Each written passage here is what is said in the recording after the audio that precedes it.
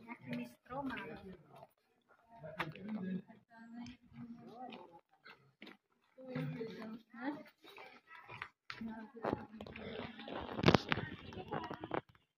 Niečo o histórii, ale taktiež teda aj o tých účoch, na ktoré sa tento zámok dodnes využíva.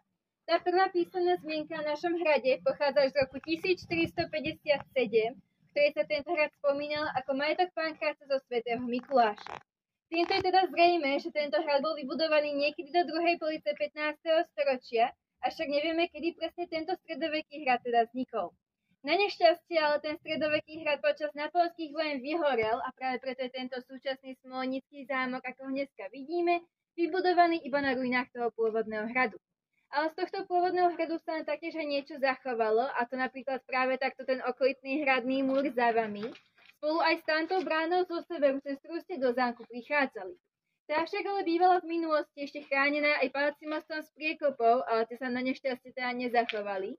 Ale namiesto nich tam máme dneska symbolicky už dvoch strážcov smolnického zámku, a to práve dva kamenné levy s palafiovským erbom, ktoré ste mohli vidieť stáť pred touto bránou.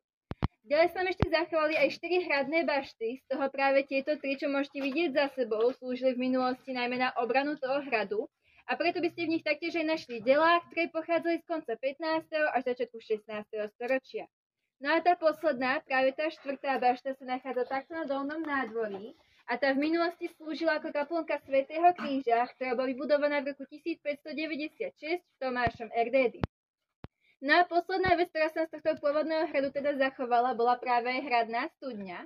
Tu, ak ste si nevšimli, tak sa nachádza takto vľavo za rohom zámku a má na sebe taký čierny poklop, čiže si kľudne si ju po prehliadke ešte môžete pozrieť. Táto studňa bola vyhlbená na konci 16. storočia Gabrielom Erdédym, a to práve do hĺbky 60 metrov. On ju nechal vyhlbiť práve z toho dôvodu, že ten pôvodný hrad trpel obrovským nedostatkom pitnej vody. Žiaľ, ale táto studňa mu s tým problémom nepomohla a práve preto si vraj cisárske vojská, ktoré tu v minulosti sídlili, museli namiesto z vody vraj variť teda z vína. No a to bol teda aj dôvod, prečo bol tento hrad v roku 1705 obsadený, a to počas povstania Františka II. Rákociho, ale to len na 2 roky, keďže po tých 2 rokoch, ako to cisárske vojsko nejako vytriezvelo, sa im podarilo tento hrad získať naspäť. Na odtiaľto taktiež môžete vidieť aj dominantu našeho zámku, a to práve jeho väžu. Táto väža, ako ju dneska vidíte, je už 7hranná, je postavená zo železobetónu a má navyše toho zámku ešte ďalšie 3 poschodia. Ale teda v minulosti táto väža nevyzerala práve takto. V tom pôvodnom hrade bývala práve iba 5hranná, bola pokrytá šindľovou strechou a vo vnútri vysievali taktiež 2 malé zvony, na ktoré sa zvonilo klasicky ráno, na obed, večer a do kostola, ale taktiež aj pred nejakou búrkou, pretože v minulosti práve tí ľudia verili, že zvuky týchto zvonov obránia tú ich budovu pred zásahmi bleskov. V minulosti bývala tá väža taktiež aj o niečo vyššia, keďže namiesto 3 mávala až 4 poschodia, ktoré sa však využívali hlavne ako nejaké teda skladisko a uskladňovalo sa v nich nejaké obilie alebo teda púštny prach. No a keď sa pozriete na tú našu väžu, tak si v takej ľavej hornej časti, popri takom malinkom okienku, môžete všimnúť aj také silšie akoby zaplátané miesta. No a tie sa datujú do 2. svetovej vojny, keď bol tento zámok okupovaný nemeckými vojakmi. Táto väža bola vtedy využívaná ako taká pozorovateľňa, no a z toho dôvodu bola teda aj ostrelovaná tými nepriateľskými, a to hlavne sovietskými armádami. Čiže tie silšie miesta, ktoré tam nájdete, sú práve teda zaplátané diery po týchto strelách. Potom dole veži takto nájdeme aj hlavný vchod do zámku, ten je v súčasnosti 3 metre široký a je ukončený lomeným oblúkom, ktorý bol typický najmä pre ten gotický a neskôr teda aj neogotický štýl, do ktorého prebudovali celý náš zámek. My sa však ale nachádzame pred vedľajším vchodom, no a tento vchod je obložený čiernym karárským mramorom, líči sa na ním mramorovaný balkónik podopretý 4 konzolami. A keď sa pozriete na tie dvere, tak sa môžete takým zlatým píslom všimnúť vyrité meno budovateľa zámku, a to práve Comes Josephus Palffy.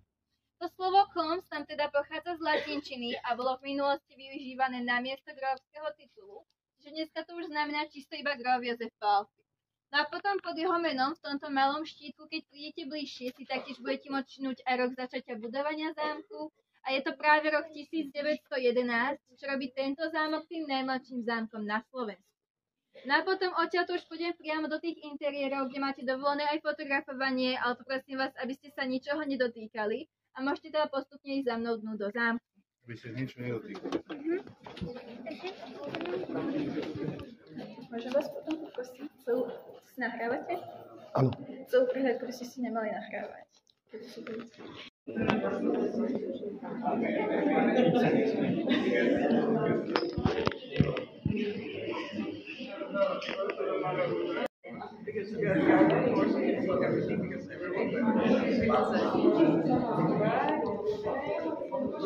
Ja sa tam ešte pozerám na keď sa zobudí.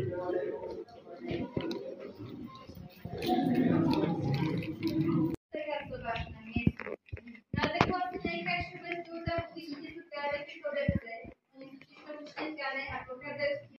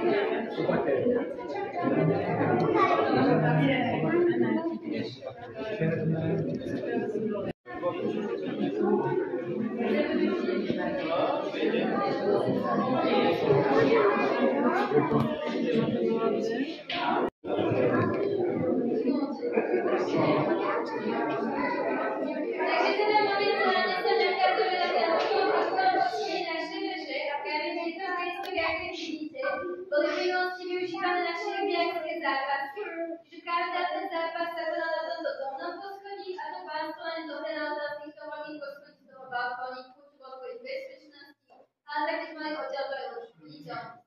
Dneska to už môžete vidieť z Viekušia z 19. storočia, no a tie najstaršie, ktoré tu uvidíte, sú také tmavo-modré plochy v dverách, tie pochádzajú z Francúzska, kde sa tie dámy snažili napodobňovať štýl antického Grécka, čiže oni nosili ten pátnatý šatán o niečo vyššie až po to pokrsie, aby pôsobili teda o niečo štíhlejšie alebo teda o trošku vyššie. Ďalšie potom, ktoré tu uvidíte, sú tieto zlaté v strede. To sú taktiež aj tie najkrajšie, ktoré tu máme, pretože najkrajšie, kde by ste v minulosti potrebovali okolo 10 metrov odvahu, čo bolo v tej dobe teda naozaj veľmi nákladné. No a takéto šaty sa kvôli tomu nosili iba tie najvyššie dámy a nosili na rôzne vychádzky, že nosili veľmi veľké zvonové sukne, ktoré mali väčšinou podobu takých krinolinov, ktorá teda robila tie šaty naozaj ťažkými.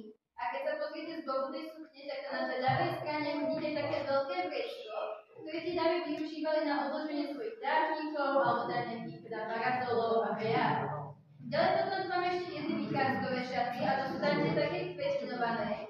Ale tie sú už letné šaty, pretože práve takýto strih šiat sa dá vyrábať teda z bavlny, ktorá bola teda o niečo ľahšia a príslušnejšia. Tieto šaty taktiež majú teda aj menšiu sukňu, čiže sú o niečo ľahšie, ale stále sú vypchané do zadnej časti toho tela a to práve z toho dôvodu, aby tá dáma z boku vyzerala o niečo štíhlejšie. No a keďže sa nosili práve také šaty cez leto, tak sa nosili s rôznymi klobúčikmi, ako máme teda aj u nás, ktoré si tie dámy mohli dobiť pierkami, mášlami, kvetinami, ale taktiež si niektorí dámy tie klobúky zdobili aj vypchanými zvieratami. Ďalej potom máte tam sú také červené šaty. To sú šaty z konca 19. storočia, kedy sa už tým dámom nechceli nosiť nejaké ťažké sukne a preto im vymenili sa nejaké jemné padavé sukne, ktoré už teda neboli nejako ťažké a ním nebolo nejaké teda veľmi teplo a teda väčšinou tie nosili nejaké kabátiky z košielky. Vedľa nich potom tu máme také hmyté šaty, to je teda odev služobníctva. Na kraji sú už dva dánske jazyčné odevy. Ten prvý vstup toho sukňou je z konca do 18. až do 19. storočia, kedy dámy sedeli iba z boku toho sedla a preto musíme tú sukňu spredu o niečo dlhšiu, aby sa dokázala zakryť celé.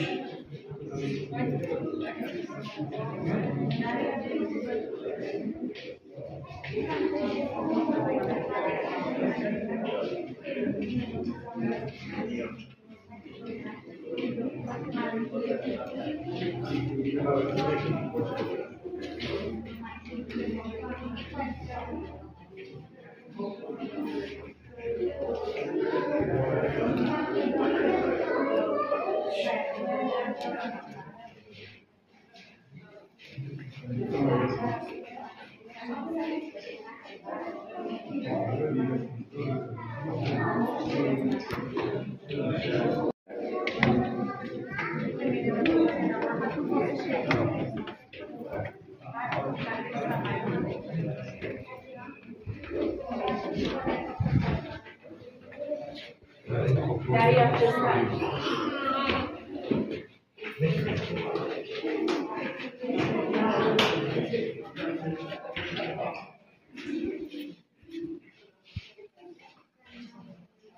To sobie wynechamy, nie?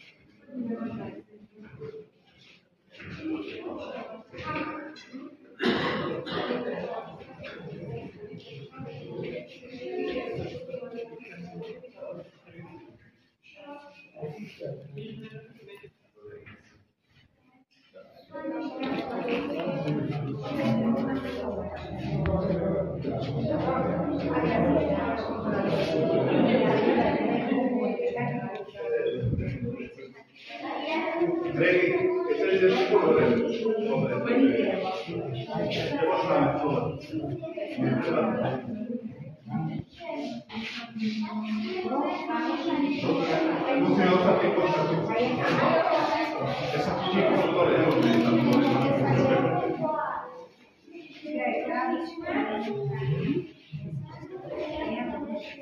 Ja poďme dole šali. Poďme dole podržať. Pozeraj sa, čiže sú dole. Nie, to môžeme sa šali. Poďme tam nižšie, že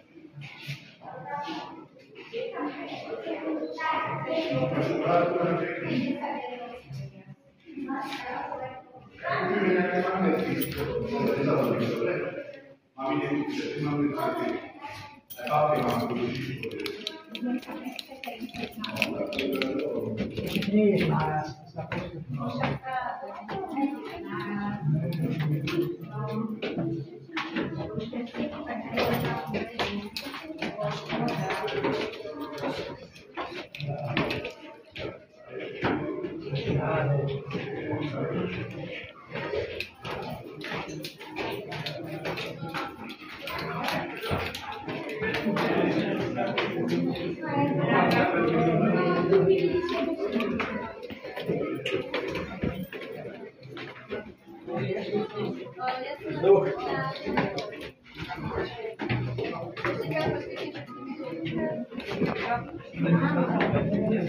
Ahoj.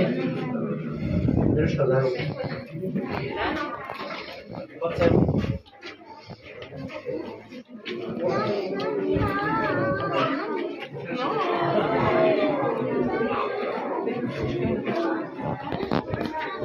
Takže teda momentálne sa nachádzať vo výške 27 metrov, ale celá tá veža aj so strychom na 12 metrov dať bežba. Odtiaľ keď sa pozriete na zámok, tak vidíte krstický kameňom z boku obnovitý. Neskôr to uvidíte aj vežiacké elektrárne v gasovských oblastiach. Právo od nich vypomína to bez Víňovce, za Víňovcom je vzadu ešte jemne vidieť mesto Hlahovec a potom za Hlahovcom sú hory a tam sa môžete vidieť aj Sobor. Potom keď sa posunieme viacej doprava, tak tam pomedzi strojí máme Bolerád, priehradu, za ňou samotlobec Bolerád a v ďalšej teklami je mesto Bolerád. Keď tam minulosti využívali 12 rituál. Taktiež minulosti na okratu máte vypovedé magistrát a najvyšší vrchol Stárka, to je zase Bolíka 68 metrov a Stárka je skôrčený takto je najvyšší vrchol.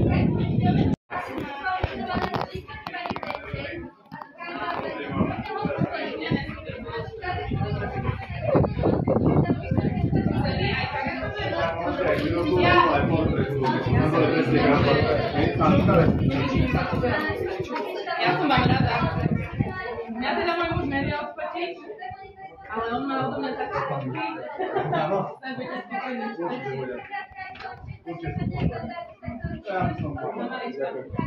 Môžeme ja vás provokovať. Dajte, nech máme naplavia. No jasné.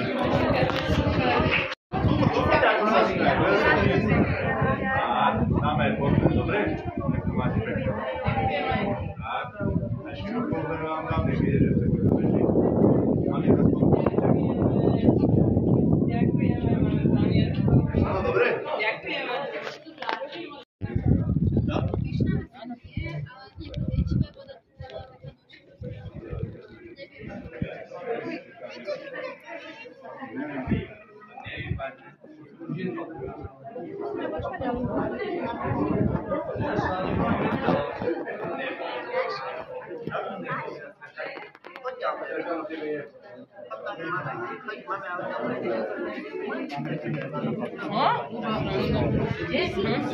Asi pešo, ne?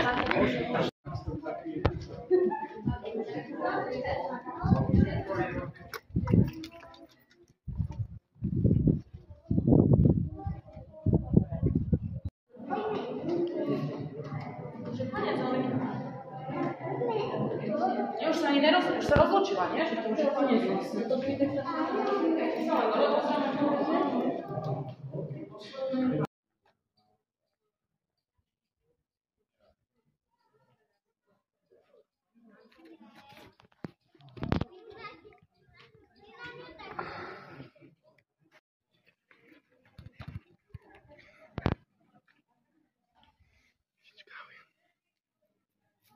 Nemáme nič pre teba.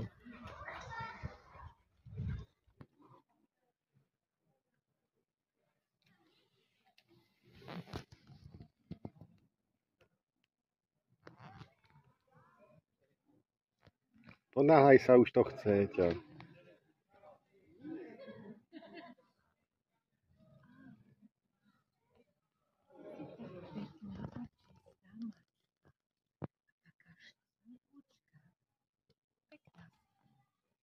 Nebudeme radšej chytať, lebo sa mi nechcú.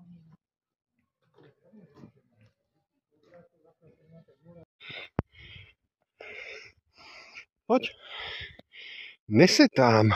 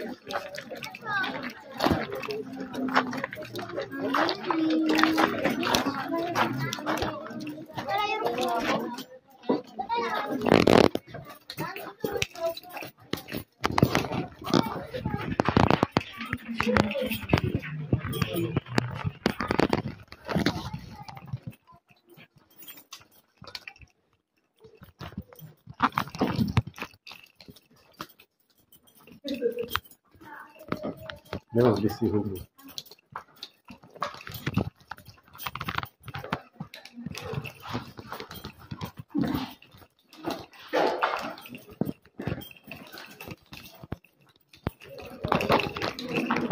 Šmíka sa podloha.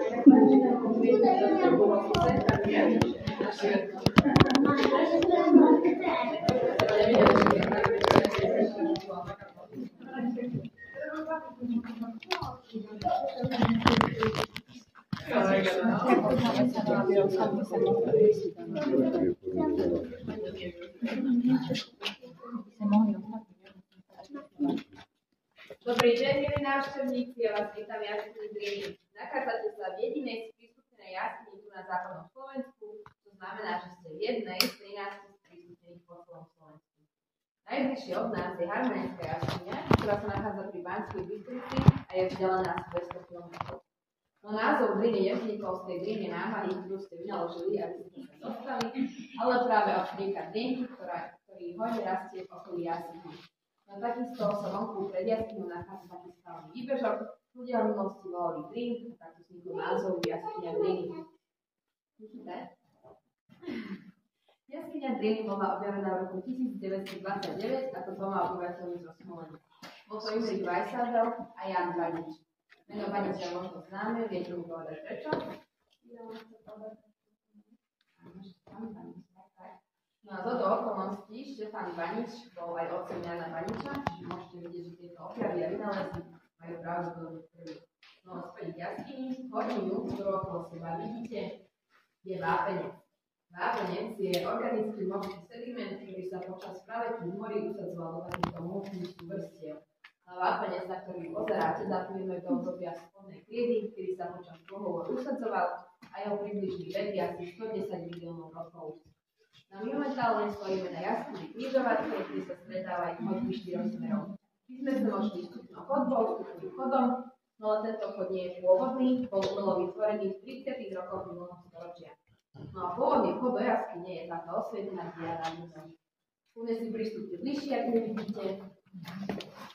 No a tento pôvodný vchod dostal názov objavníkom. Jeho výška je 36 metrov a rebrík, ktorý vidíte, je takisto pôvodný. No a v jaskyni je 8 stupňov, čiže dúfam, že sú dobre oblečení, otužení. Vlhkosť je 99% a vo vzduchu rozpustili vápni, takže vám odporúčam zhlboka dýchať, keďže tento vzduch má blahodárne účinky na váš ľudský organizmus. A odporúčam to najmä alergikom, astmatikom či fajčiarom. No a takéto teplné podmienky sú skvelé pre zimovanie netopierov, ktoré sa strietajú v novembri, zimujú tu a následne marci a apríli odjedajú naspäť do prírody. No a práve tu, kde my stojíme, my ste ich našli asi najviac na týchto škárkach. No v januári napočítali asi 500 kusov, ale našli tu netopierov aj vyššie jaskyne. Teraz, keď bolo teplejšie, sme tu videli nejaké netopiere, ale to nie asi to doma, čo sme došli skladniť, ale teraz už sa nevydalo. Ale sem tam môže stať, že nájde nejaké uvidíme, tak už dá budú asi pravdepodobne. No aby som nezabudla, aj moje povinnosti upozorniť vás, aby ste sa netýkali žiadnej elektrickej inštalácie, nechceme, aby vyšlo úraz elektrickým prúdom, takisto je zakázané jesť, piť, fajčiť, dotýkať sa stien, dotýkať sa rastlinnej výzdoby alebo inak poškodzovať. Jaskyňa je národná prírodná pamiatka, to je po zákonom. Na takisto filmovanie a fotografovanie zakázané, ak nemáte zakúpený poplatok. No a niekto to má tento poplatok zakúpený. Dobre, to sa pamätá. Ak náhodou ste niekto chcel dokúpiť, je to 7 eur a počas prehľadky vám musíte upozorniť. My teraz pôjdeme hlinenou chodbou k červenému jazyku. Pôjdem prvá.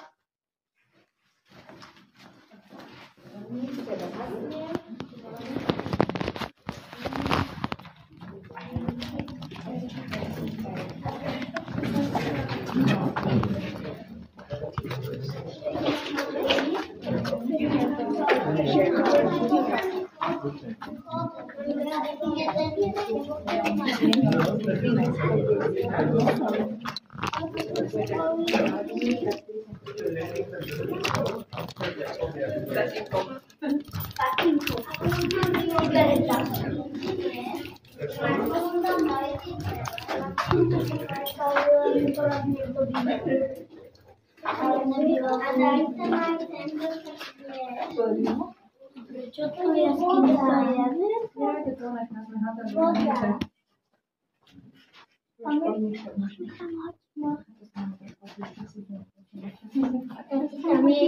Tam je voda a sú tam peniaze.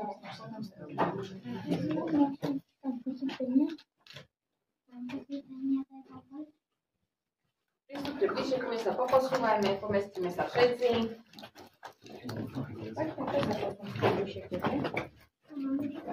No my sa teraz nachádzame v ďalšej časti prehliadky, a to pri čarovnom jazierku.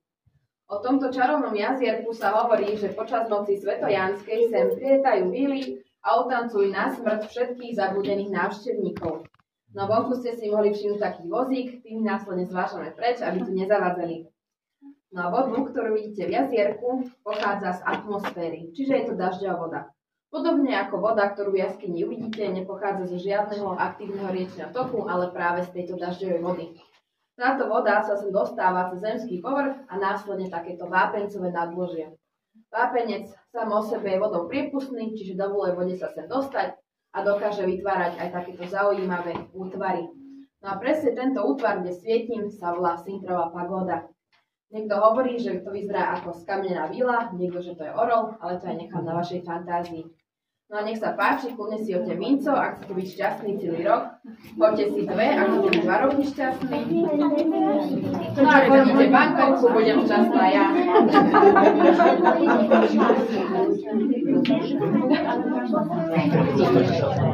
No a v minulosti by sme v prehliadke pokračovali týmto schodiskom, ale ľudia sa museli následne otáčať a vrácať sa. A aby sa tomuto zamedzilo, bol vytvorený nový umelý okruh. Čiže keď budete prechádzať chodbou, môžete si všimnúť také diery vo stenách, tie tam boli vyvrtané na to, aby sa do nich vložil dynamit. Po schodoch vás poprosím opatrne a nezdržujte sa moc od skupinky.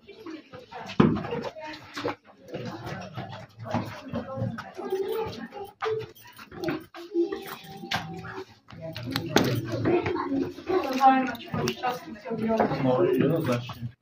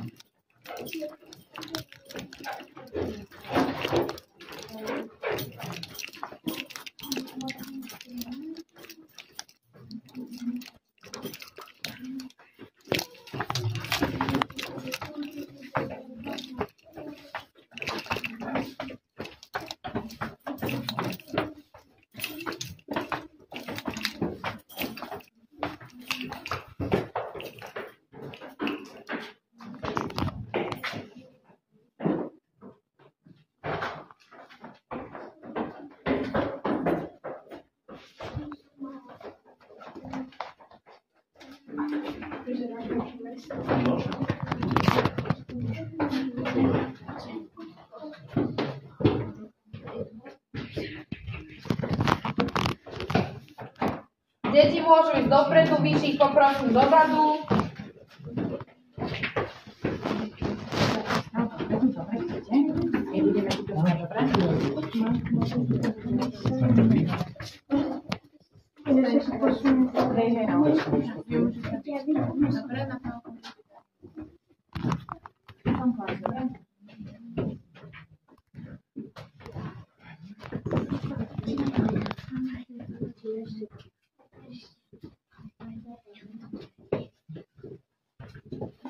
Deti môžete nechať vpredu.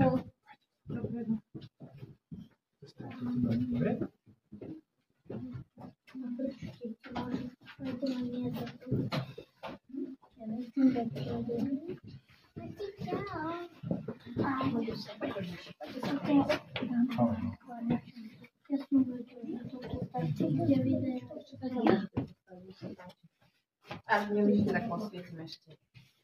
Teraz pozeráte do typickej tektonickej časti jasne. Ako už som spomínala, žiadny riečný tok neuvidíte, ale výzdoba bola vytvorená práve dažďovou vodou. No a celá táto chodba, na ktorú pozeráte, má dĺžku 60 metrov a pokračuje dozadu do takých plazívkovitých chodieb. To znamená, že sa v nich musíte plaziť.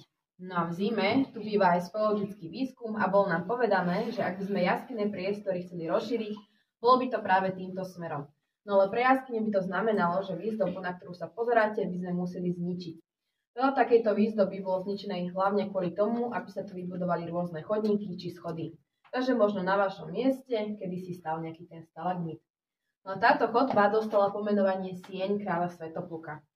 Kráľ Svätopluk sedí tu nám vzadu na takom gulatom tróne, má dlhé biele vlasy, bielu bradu a pozerá sa dovnútra pokriny. No a to, že to je kráľ Svätopluk, môžu symbolizovať aj tieto 3 hlavičky pod ním, čo môžu symbolizovať jeho 3 synov. No dokonca jeden z nich pasie takú ovečku. Niekto hovorí, že to vyzerá ako taký lev. No a táto sieň je krásna v tom, že vaša fantázia nemá hranice. Preto ak sa dobre zapozeráte, v týchto jaskinných útvaroch si môžete všimnúť rôzne výjavy z dejín, nadprirodzené bytosti či nejaké zvieratko. No dokonca nám jedna návštevníčka našla zavíjajúceho psíka, ktorý je tu na vzadu. Má také biele brúško a ňufáčik smeruje nahor. A ona povedala, že jej presne pripomína nejakého kokršpaniela.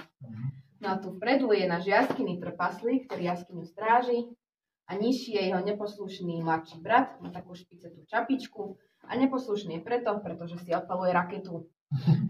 Takže sa dobre zapozeráte, lebo možno uvidíte útvary, ktoré som ja ešte nespomenula. No a keď sa otočíte, za vami sa nachádza taký útvar, ktoré písmena V. Tento dostal pomenovanie zajačie uši. Ale my mu hovoríme, že vyzerá ako taká tá slávna výplatná stojka, či už otecková maminkina, to je na vás. Ale v tejto modernej dobe môžeme povedať, že to vyzerá ako ten peace sign alebo symbol mieru. No a my si za chvíľku povieme aj o najvyššom stalagmite v jaskyni, o ktorom budeme prechádzať, ale o tom ja vám poviem neskôr. Poprosím vás pomocníko, na plošinke sa stretieme. Keď si nájdete rodičov.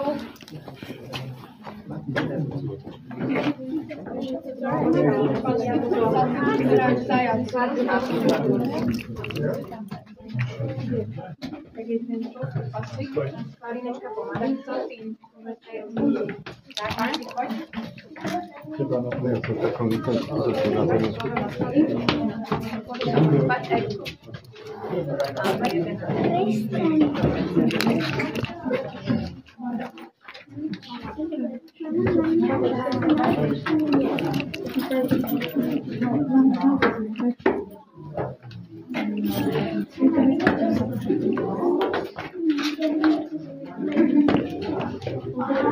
Ty tak,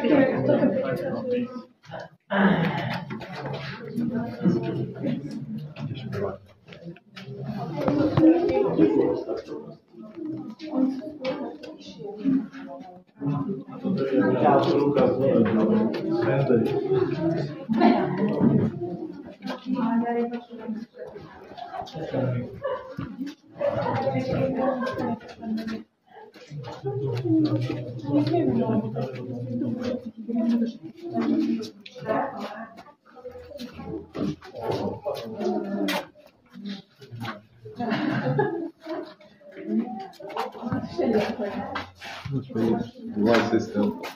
My system.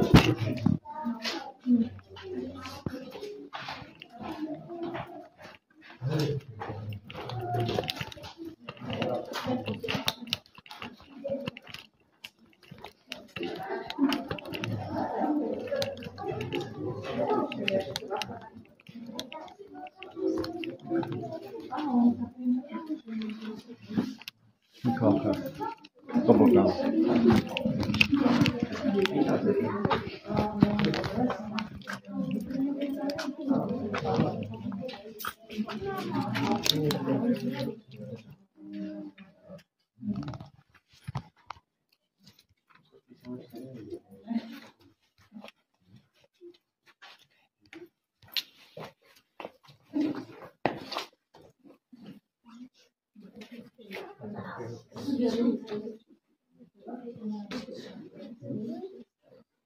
Prechádzali sme okolo najvyššieho stalagmitu jaskyni. Tento stalagmit má výšku 220 cm a dostal pomenovanie palmový kmeň. Za týmto plexiskom sa nachádza z toho dôvodu, pretože nejaký milimetr nerastie a každý dotyk je hrozbou, že by sa mohol rozpadať. Preto som vás aj na začiatku prehľadky napomínala, aby ste sa nič netýkali. Pretože takéto mŕtve útvary už chátrajú a každý dotyk je rizikou, že by sa nerozpadnú. No my teraz konkrétne stojíme v Majtrovej chodbe, ktorá dostala pomenovanie po poprednom jaskyniarovi Jánovi Majtri. Okrem tejto chodby aj spolu objavil jaskyni domicu. No a v tejto chodbe si môžete všimnúť takéto záslonkovité útvary, ktoré dostali názov slovené jazyky. Veľa návštevníkov hovorí, že sú to aj svokrové jazyky, pretože aj tie svokriné sa sem nezmestia. No a nižšie je takáto kaskadová babylonská väža, predtým naškrtnejší možno šláčková posledová torta. No a vedľa mňa je takýto syntropát alebo skamnený vodopád. On je celý z vápenca a my vieme, že typický vápenec je takýto biely, ale s chemickou prímesou železa sa spávuje takéto oranžovej a šedej farby a s chemickou prímesou manžánu aj takýto syret. No z tohto vodopádu príjme iba čas, pretože putuje takto podobne od dole do tejto čertovej diery. Táto čertová diera má hĺbku 30 metrov a stáča sa preto niekde nakoniec, ale hovorí sa, že na konci tejto diery je čert, ktorý si onáša neposlušných a nešťastných návštevníkov. No ale dúfam, že takto nie je. No a za vami sa nachádza takýto kamenný lúster a pod tým kamenným lústrom takýto stalagmitový lesík. Podobne ako palmový fenci, tieto stalagmity už nejaký mŕtve a preto tomuto stalagmitovému lesíku hovoríme aj stalagmitový cintorín. No a čo myslíte, koľko takých centimeter jaskyne tu sa vyrastú v rokoch? Takže tu môžete dať 100.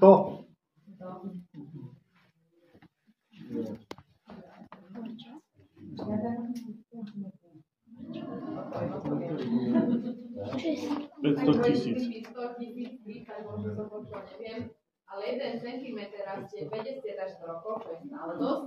A je to aj skvelá zámienka, aby sme si jasne nechránili aj budúce generácie. No my za chvíľku budeme putovať chodbou utrpenia, avšak nikto už trpieť nebude.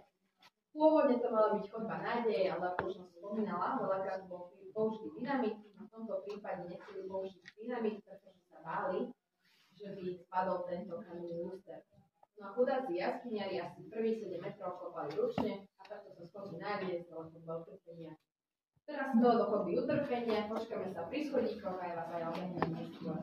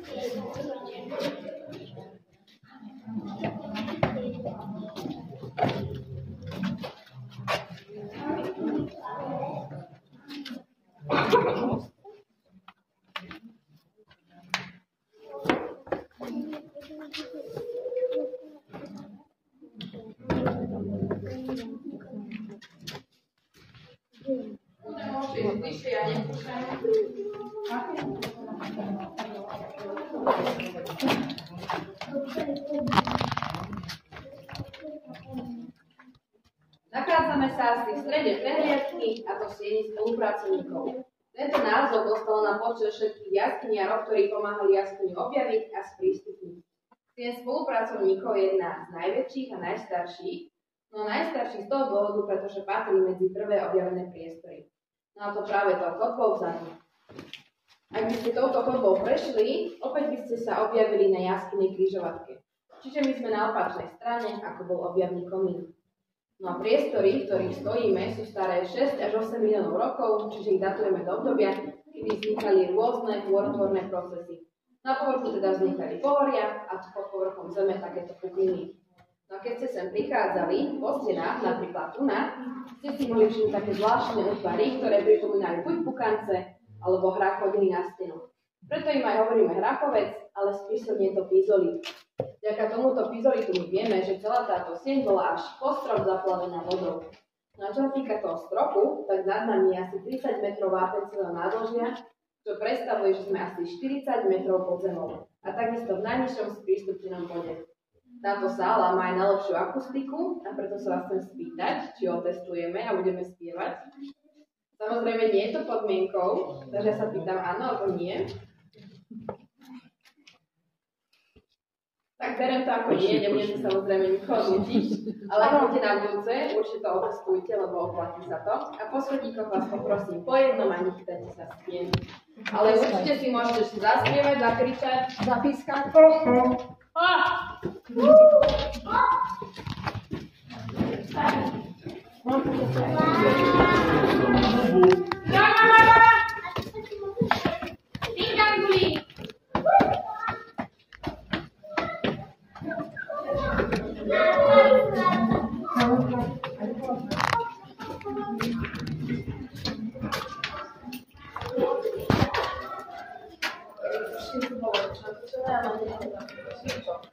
Dokumentárne. Aj určite to. Aj ja ktoré sme teraz mali dôležité.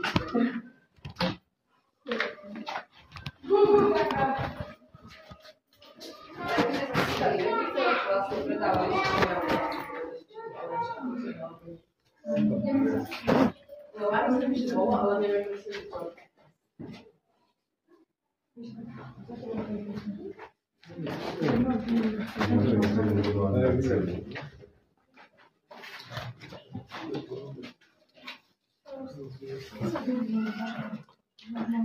Dneska môžu ísť znova na schod.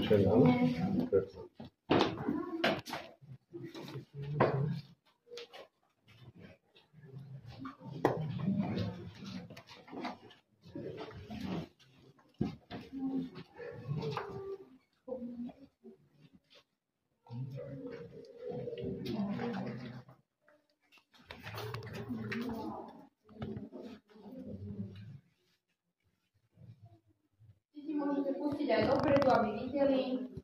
Tuto na schodíky môžu ísť ku mne. My sa môžeme ešte posunúť. Kľudne aj na schodíky.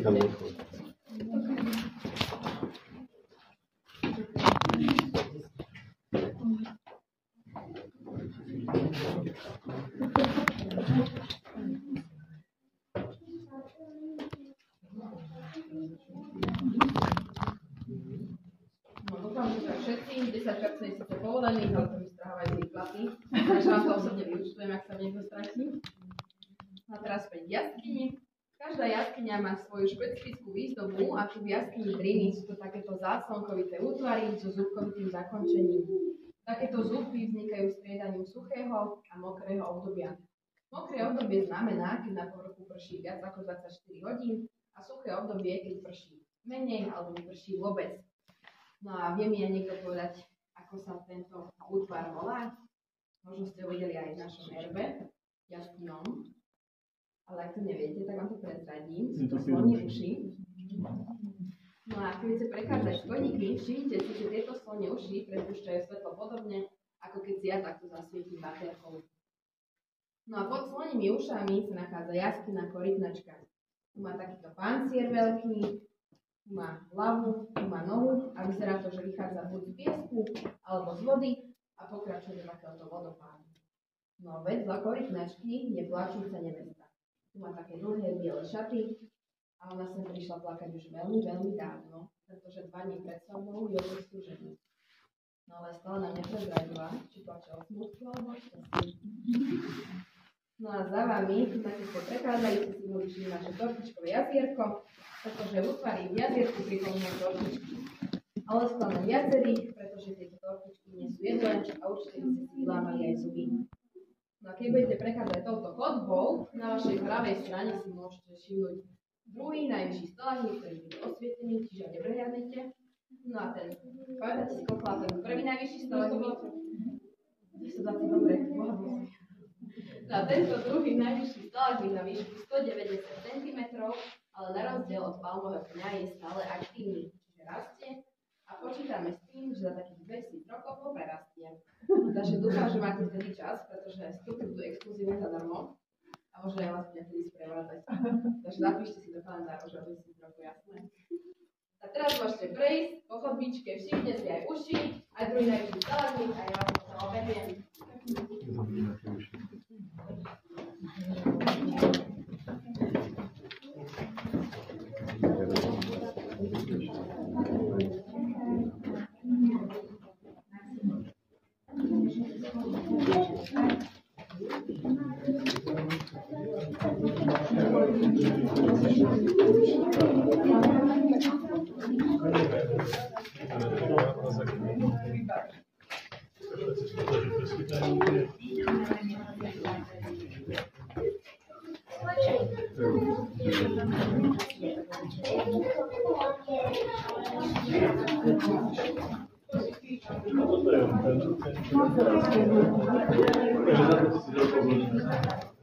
Mama už vidíš, ale niečo som si zapamätal. 120 to bolo, ne?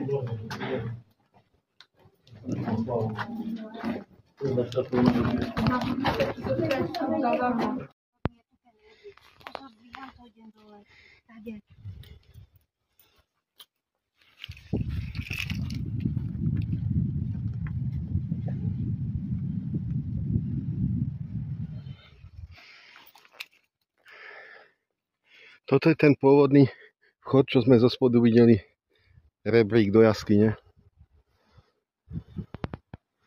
Kadiaľ objavili jaskyňu.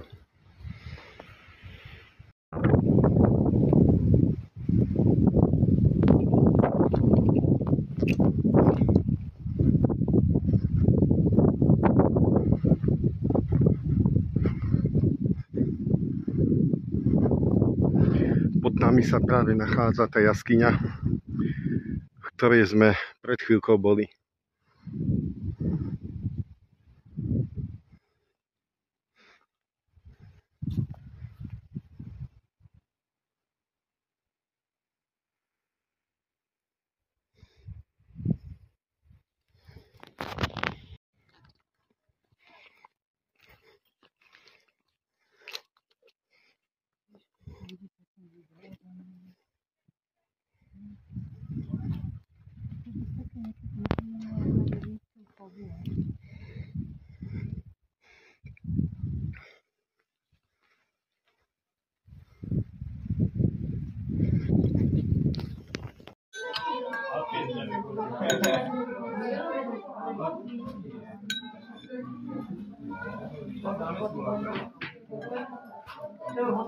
Chutná?